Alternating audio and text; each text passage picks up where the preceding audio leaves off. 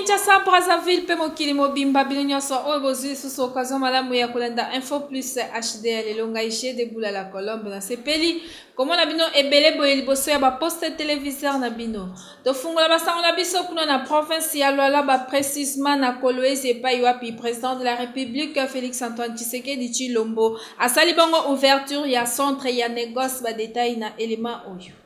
Voilà, Monsieur le Premier ministre, chef du gouvernement, honorables députés nationaux et sénateurs, mesdames et messieurs les membres du gouvernement central, honorable président de l'Assemblée provinciale de la province du Lualaba, madame la gouverneure de la province du Lualaba, honorables députés provinciaux de la province du Lualaba, mesdames et messieurs, distingués invités. Je déclare close la 7e édition de l'Expo Béton et par la même occasion, je déclare ouvert le premier salon minier du Lualaba. Je vous remercie. Totikala no province ya Lualaba tozonga sima muke na province ya Okatanga pona koyebisa bino ke président de la République Félix Antoine Tshisekedi Tshilombo akutana kibongo na ancien président ya Tanzanie basola ki masolo ya sécurité pe ya processus électoral oeza en cours na RDC kasi atana bongo président de la République asala kibongo ba cérémonie ebele na Okatanga bulani. Mokolo ya mercredi 4 octobre oyo na Lubumbashi kuna na Okatanga président de la République Félix Antoine Tshisekedi Tshilombo akutana kibongo na ancien président ya Tanzanie JM Kikwete oyo azali président ya groupe de sages na SADC basolola kina oyo etali ba élection pe sécurité na est ya RDC pe ancien président ya Tanzanie a affirmé que président Félix Tshisekedi a rassuré ye na ba déroulement ya bien pour na processus électoral na RDC oyo ezali en cours. Pe abakisaki lisusu ke SADC ekotinda batu na mission moko ya observation électorale na République démocratique du Congo. Pe alobaki ke bango bazo souhaiter kaka na ba Congolais succès na processus électoral oyo. Kasi na oyo etali sécurité boye ba ke deux personnalités oyo ba discutaki pona évolution ya situation na est ya RDCP ba effort oyo gouvernement congolais ezosala. Selon JM Kikwete alobi que président Félix Antoine Tshisekedi Tshilombo a apprécié décision ya SADC oyo ezali ya ko déployer ba force régionale na République démocratique du Congo. Kasi pona ba rumeur oyo elobamaki que ancien président ya Tanzanie alingi azala facilitateur ya dialogue moko ye alobi ke ezana ngolo kuta ye moko ayebi na ye likambo yango te. Kasi kaka wana na Lubumbashi boyeba que chef de l'État Félix Antoine Tshisekedi Tshilombo a inauguré officiellement 22 voitures à voyage ya sika pesa wago porte-conteneur na 4 vedettes ya Société nationale de chemin de fer du Congo SNCC na Mokuse. Population ezalaki na esengo makasi. Kasi na suka na yango président Félix Antoine Tshisekedi Tshilombo a inauguraki lisusu usine ya sika ya hydrométallurgique ya Société ya traitement terril ya Lubumbashi STL na Mokuse. Boyeba ke société oyo ezala activé depuis 1990 PSTL oyo et coproduire ba cobalt cuivre pe zen na kati ya République démocratique du Congo. Premier ministre Jean-Michel Sama Lukonde, chef du gouvernement congolais, a représenté Kibongo, président de la République Félix Antoine Tshisekedi Tshilombo na forum agribusiness et le kanaki kitoko ba détail na élément oyo. Premier ministre Jean-Michel Sama Lukonde a mobilisé qui ba acteurs nationaux et internationaux pour le développement et croissance et secteur agricole na République démocratique du Congo. Boyeba que Premier ministre a représenté Kibongo, président de la République Félix Antoine Tshisekedi Tshilombo oyo azali na mission ya itinérance na Katanga pe alasaki officiellement 2RC Agribusiness Forum oyo ezali pour na thématique centrale. Na revanche ya sol sur sous-sol. Bosimba ke revanche oyo eza organisé na gouvernement de la République na nzela ya ministère ya agriculture pe ya finance. Pe objectif ya forum oyo eza pona ko attirer engagement na secteur privé pe nationaux pourquoi pas internationaux na kotiaka ba mesure ya entreprise pona ko créer environnement moko propice ya développement na secteur agricole pe ko présenter ba opportunité moko concrète ya développement. gouvernement. Kasi na discours na ye, chef du gouvernement congolais Jean-Michel Sama Lukonde a loué et a remercié initiative Oyo ministère ya agricole et finance bazui pour na matérialiser forum Oyo et permettre développement et croissance dans secteur agricole ya RDC pe ba commission agriculture business moko ya makasi na kati ya République démocratique du Congo. Kokoma professionnel na média ezala je muke ok kaka na info plus HD centre kuna bazopesa ba formation kitoko na ta muke pe na primo ya muke okomi professionnel.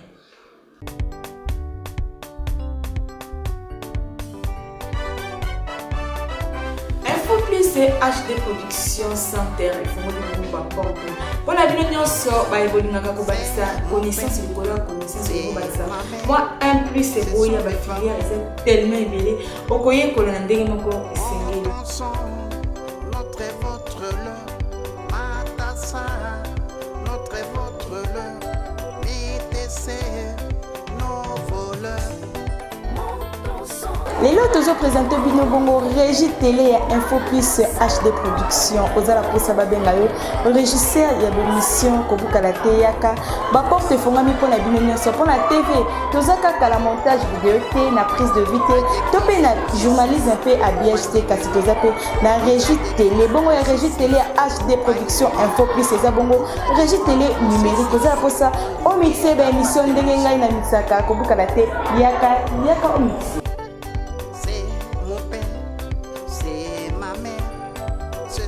Parents, mon sang, notre et votre leur, matassa, notre et votre leur. Awa tozala na sala montage Info Plus HD Production. Tozala poso ekola montage vidéo pe habillage ndeko mwasi ndeko mbali ko kalate ya kapo occasion kitoko epesemeli bino awa na Info Plus HD Production. Tozopesa couper tozo projeter directement vidéo na biso po ba logiciel na biso awa eza po ya sika ko ezopesa ma kitoko formation moko ya sur Ali mapateli journaliste ne wana kushije muke yaka ozala posoye kola ndenge nini ba présentaka ba journaux yaka oyeba te yaka tope olingi oye kola ndenge nini ba animaka ba émission ndenge j'ai debout la colonne la glisse animaka yaka oyeba te yaka Info Plus HD Production et fond ba porte pour la bino nyonso pour biso awa boulot toujours salande tozokuba pe tozokuba yaka.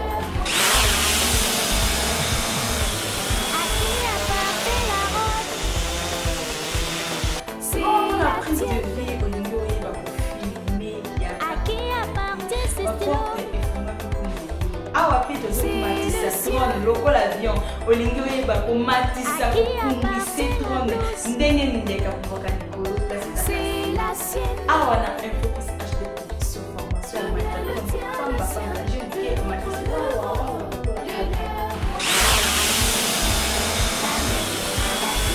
otuninga iso ki centre Info Plus HD Production ezonela publicité na commune yanga basime maison communale yanga na beni kisanga numéro 38 publicité yaka po ba place awa eza ba limité to pebenga biso na ba numéro oyo eza liboso ya ba télévision na bino kimamba ko place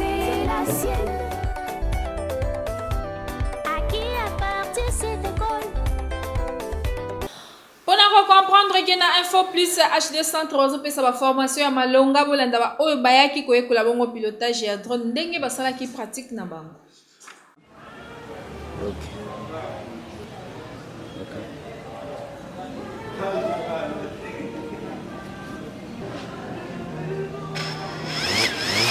Zela ko décoller na antezela.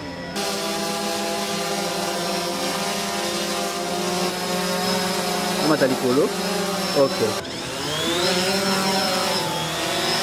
Tindiga liboso. Tika suka wana.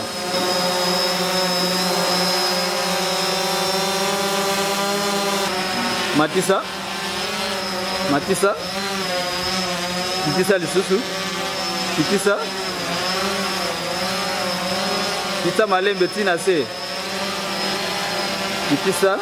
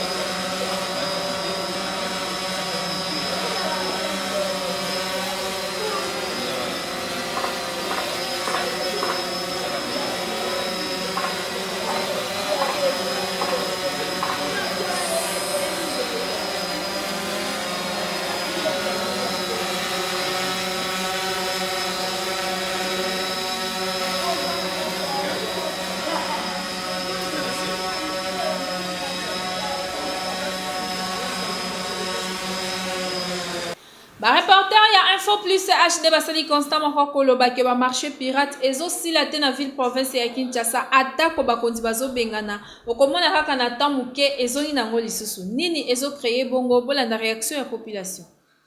Likambo ya ba marché pirate awa na ville ya Kinshasa ezali kosila te partout okotambola na ba grandes avenues tope na ba makadam okomona bato bazali koteka na bango place mituka ezali koleka alors que bazobosana ke bazali na ba danger ebele oyo ekoki kozwa bango. Gouverneur de la ville de Kinshasa Jantiningo Bilambaka apekisaki na bato batika koteka na babalabala mikole uti koleka kasi bajou oyo soki otamboli oko remarquer population ezongeli nango lisusu koteka na banzela. Toyebi te soki problème wana ezali manque ya suivi ya bakonzi tope bawenze ezali mingi te ou bien population bazali na bango kotosa maloba ya bakonzi te. Pona nga ezalaka malamu te penza po nzela otalika bato population ndenge ekomi mingi ifale nzela ezala libre bato bazoleka ezala kaka te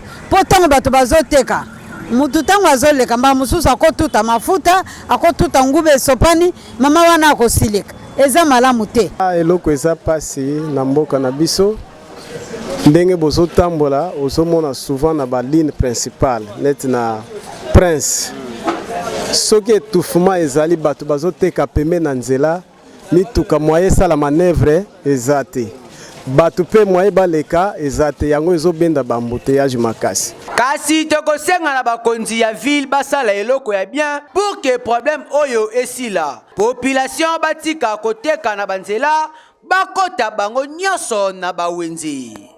Na ville province ya Kinshasa bakanivo nyonso ekoma nango boucher kasi chaque samedi salongo esalemaka bakiraka bakanivo wana salite wana ekendaka place moko te batika yango kaka likolo wana dans quelque temps okomona ezongi lisusu kaka na kati ya kanivo wana. Magazine Info Plus HD sali constant ke na ville province ya Kinshasa salongo tope cuirage ya bakanivo esale makana yango kasi lolenge esale makana soni pe mawa okomona ba cuire kanivo salite wana babimisaka batiki yango kaka bongo soki pe mvula ebeti nyonso ezongaka na kati ya pasi kutu soki kanivo débordé salite nyonso na mai wana ekei kokotela population oyo bafandaka zinga ya bakanivo. Boyoka bino moko ndenge population e réagit na likambo yango. Salongo eza eloko ya bien. Parce que salongo ezo sala propriété na environnement place moto afandi. Soki basali ndenge wana babimisi yango na terrasse batie pembeni. D'après ngai na kosenga ke baluka eloko ou bien baluka mutuka ou bien baluka chariot bazwa yango bakende kobwaka parce que soki etikali kaka kuna na nani na terrasse c'est-à-dire que ekozongela lisusu na terrasse wana soki babimisi yango en dehors ya terrasse ekozonga na terrasse soki bango babimisi yango te mais tozosenga après bato oyo bazozwa biloko soki babimisi ce n'est pas de dire que bazwi fulu batie wana parce que mutu mosusu akomona babimisi basalite wana terrasse batie likolo ye pe ye na biloko na ye kotia. Boye ezali kitoko te tokosenga kaka na bandeko oyo basalaka salongo tope cuirage ya bakanivo bomeka nanu kobongisa musala na bino soki bokure yango bobwaka yango na place oyo esengeli na place kobakisaka salite likolo ya salite ezali penza malamu te po ya boye malade ekosila ndenge nini typhoid pe eza kaka wana bobongisa. Yo mutu otambola na maladie na yo ozulaka yango lobi kote tika na ebisa oke centre hospitalier Kafek eza wana ezobenga yo okende kuna baza na machine moko ezo détecter ba maladie nyonso na nzoto ya mutu pe ezo proposer ba traitement. Dans le centre hospitalier Kafek yango hôpital oyo na yebisaki yo mema ngai papa mema okusa solution za la kimia kisasa basela kate ata bamoni mutaka malade nzambi kaka kwa lusolo vous allez poser tout le monde docteur ça la fiche à consultation problème ça t'es pas ça hein super même super mal âge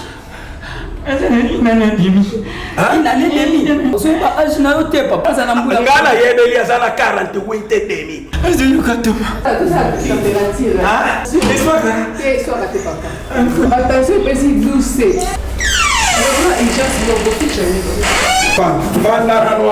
Superman.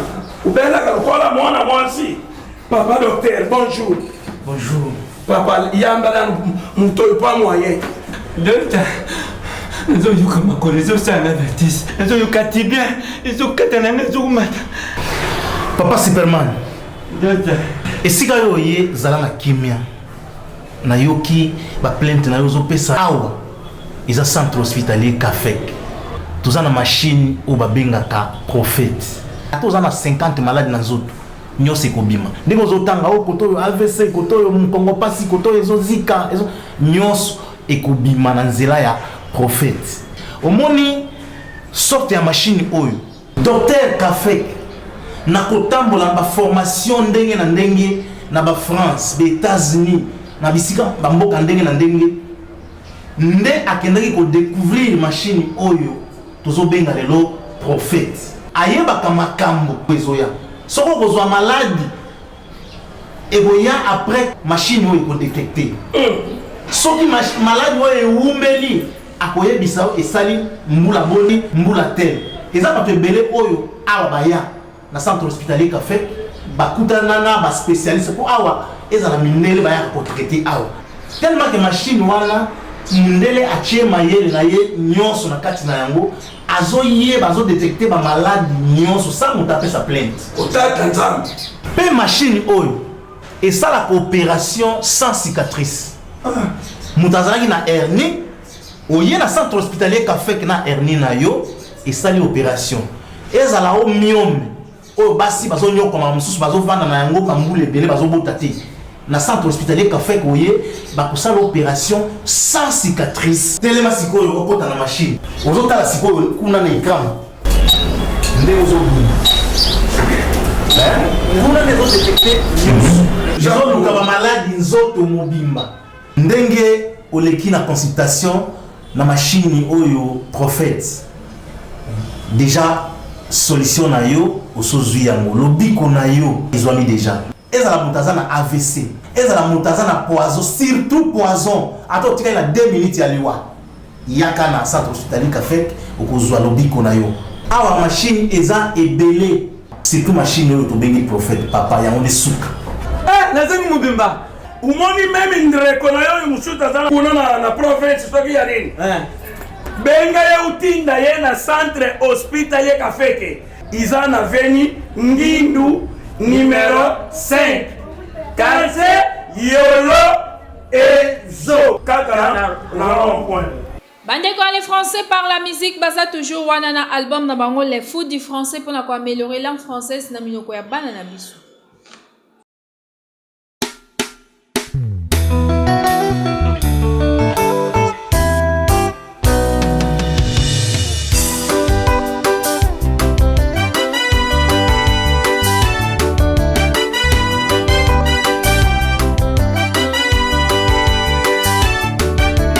Savoir écrire et lire est indispensable dans la vie de l'homme.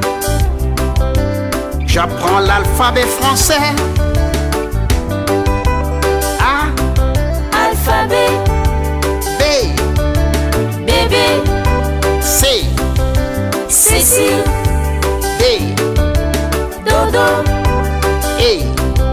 Écolier. F. Famille. G. Géographie. H. Homme. I. Image. J. Journal. K. Kiosque. L. Livre. M. Maman. N. Nature. O. Orange. P. Papa. Q. Quartier. R. Rivière. S. Santé. T. Tambour. U. Usine. V. Valise. W. Wallon. X. Xylophone. Y. Yahoo. Z. Zèbre. L'alphabet français a 26 lettres. Je m'en vais citer les 26 lettres de l'alphabet français. A, B, C, D, E, F, G, H, I, J, K, L, M, N, O, P, Q, R, S, T, U, V, W, X, Y, Z.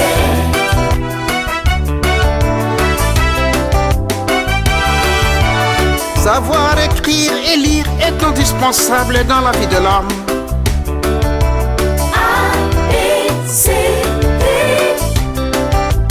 E, F, G, H, I, J, K, L, M, N, O, P, Q, R, S, T, U, V, W, X, Y, Z. L'alphabet français a 6 voyelles. A, E, I, O, U, Y. A, E, I, O, U, Y. A, E, I, O. Savoir écrire et lire est indispensable dans la vie de l'homme. A, B, C, D, E, F, G, H, I, J, K, L, M, N, O, P, Q, R, S, T, U, V, W, X, Y, Z.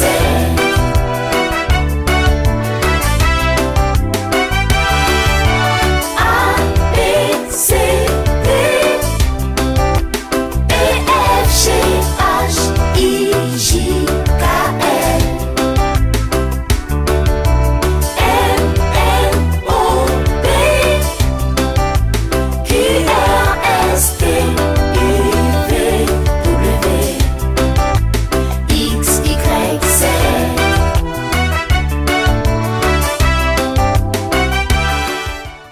Invité du jour, il y a lelo rédaction, il y a Info Plus HD et proposé bino élément oyo. Bandeko baboti, bandeko bana biso, mpe bandeko promoteur ba école. Boyebi français na mboka oyo, langue enseignement. Ye azali tilo azali professeur, azo tangisa français na ba école. A constaté défaillance mingba ba faiblesse mix ba élève. Atangisi mbola ebele, mais niveau ya bana français za ko diminuer kaka. Eza ko kita be ko kita. Il y a une idée, il y a ko tangisa bana wana, il y a ko pesa mateya na ye na ndenge mususu. Omoni likanisi ya azui, yangwana vraiment faut te féliciter ye. Azui likanisi wana abi essayons de faire autrement. Bana balingi musique mingi, bana balinga musique mingi. Alors lui na le canal leisa bango na nope Mathéo na pesa bango na créer na classe bazo similaire pour niveau bana zo kitabe ko kita. Na leisa bango siko na musique. Allez, siko yo ye akoti si banzembo ba notion na ye nyonso atangisaka ba nini toloba grammaire, conjugaison, formation de phrases nyonso wana oya atangisaka na classe akoti si atiango na banzembo tala abimisi yango support liboso yango ayo ezali audio oyo eza ba vidéo na yango. Pe soko tali na audio oyo contenu nango ezap lokola torba totanga alphabet français, la syllabe, les mots possessifs, les fous du français, hein? Et bien banaba azoba faut bazala bazama bomana les fous du français. Les fous du français 1, les fous du français 2, les 4 points cardinaux, azako yemba pe ba notion mususu maté le kana classe les 4 points cardinaux. On ezali cours de français te message géographie. Nous c'est ça kana kati. Et ça, 8 chansons Mobimba. Mais ce côté, on peut avoir ici, je crois que 10 ou bien 13 leçons. Et ça, dans l'album, français est la langue enseignement. Français est la langue officielle au niveau de l'administration.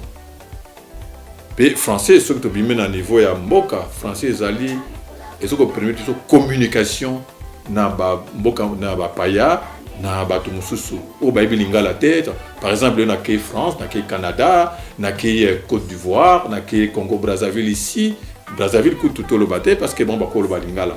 Beaucoup de Lingala était, le Swahili était, le Congoté, le Chilubate, nous en français. Donc nous avons intérêt aussi à ce que tu maîtrises français pour des besoins de communication avec ceux qui ne connaissent pas nos langues nationales. Donc ils ont intérêt pour maîtriser français. Alors ndeko ya bimisi initiative de quoi encourager pour à partir à moi déjà maîtriser français à partir à l'école. Il y a toujours que à disposition. Il y a baboti pour na bana au niveau andako. Puis au niveau à l'école. Au niveau à l'école, on peut avoir ça. Ça peut aussi faire c'est un instrument didactique, hein? Ça peut servir un instrument didactique par exemple. Bon, on a des leçons, on a tous des vidéos, et ça, on a dans la classe. On m'a donné maîtriser les mots possessifs, les gestes. Donc ça dépend de la façon dont chaque professeur a utilisé au niveau de l'école. Voilà un peu ce que nous pouvons vous dire. Il y a beaucoup de choses à dire ici, mais nous avons seulement voulu présenter ça. Na bino pour boyeba beaucoup consommer beaucoup encourager ndekonabiso na innovation où ils allaient apporter na domaine et enseignement. Merci na confiance peu fidélité oyo bozana ngoya kolanda biso tango nyonso. Merci na Plamedi Kibwana Ozaki na sima ya caméra édition ekuma kibongo epai ya Kevin Doa nyonso esalemaki sous supervision ya Joseline Maboko tikana pesa ba merci ebele na le valable motomo kwa bienga na bakisela e papa social na pesi mbote na papa Evi Makuba kasi soki Jésus Christ nzambe ya pasteur acheter lita ayeite ngai na bino tokuta na kaka awa.